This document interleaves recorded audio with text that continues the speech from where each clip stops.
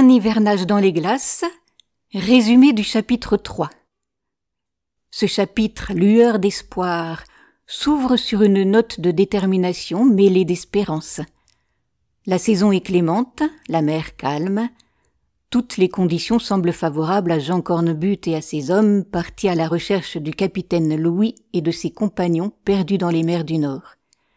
Le plan du vieux marin est clair, relâcher d'abord aux îles Féroé, endroit où le vent du Nord aurait pu pousser les naufragés, puis, s'il n'y trouve rien, longer toute la côte de Norvège jusqu'à Bodø et au-delà s'il le faut. Mais André Vasling, toujours prompt à contester, préfère orienter les recherches vers l'Islande. C'est Penellan, le vieux timonier expérimenté, qui tranche. La bourrasque venait de l'ouest lors du naufrage, donc les naufragés ont sûrement été poussés vers la Norvège. La route est décidée. Le lendemain, tandis que Jean Cornbutte, penché sur sa carte, médite sur le trajet, une main légère se pose sur son épaule. Marie est là. Elle a embarqué en secret, cachée à bord grâce à l'aide de Penellan. La femme peut bien aller chercher son mari quand le père s'embarque pour sauver son enfant, dit-elle avec un beau courage. Jean est bouleversé, il craint pour elle, mais la jeune fille insiste. Elle est d'une famille de marins et elle ne reculera pas. Le vieux capitaine, ému, cède. Marie aura sa cabine. Et désormais, la présence d'un ange gardien à bord redonne un peu de chaleur au navire lancé vers les glaces. Les jours passent. Le bateau, ce beau brick nommé la Jeune Hardie, relâche aux Féroé, explore les îles, interroge les pêcheurs, mais aucune trace des disparus, aucun débris, aucun mot, rien. 10 jours plus tard, le brick met de nouveau le cap sur la Norvège. Les côtes défilent froides, désertes.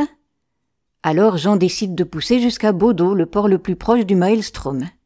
C'est là, le 30 juin, qu'un événement vient rallumer la flamme de l'espoir. Les autorités locales remettent à Jean une bouteille échouée sur la côte. À l'intérieur, un message.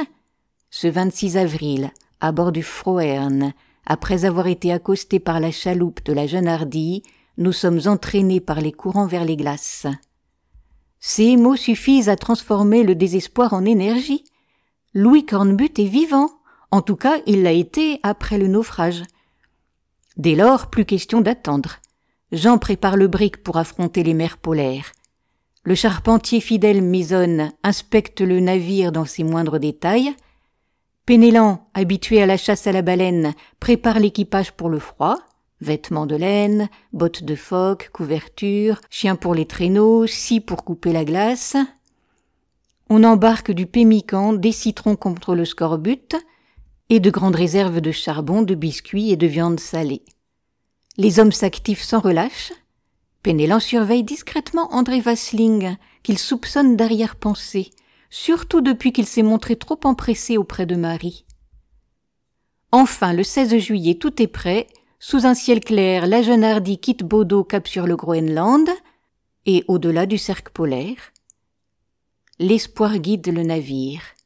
Mais à mesure qu'il avance vers le nord, la mer elle-même semble se figer, comme si elle retenait son souffle avant d'engloutir ou de révéler la vérité.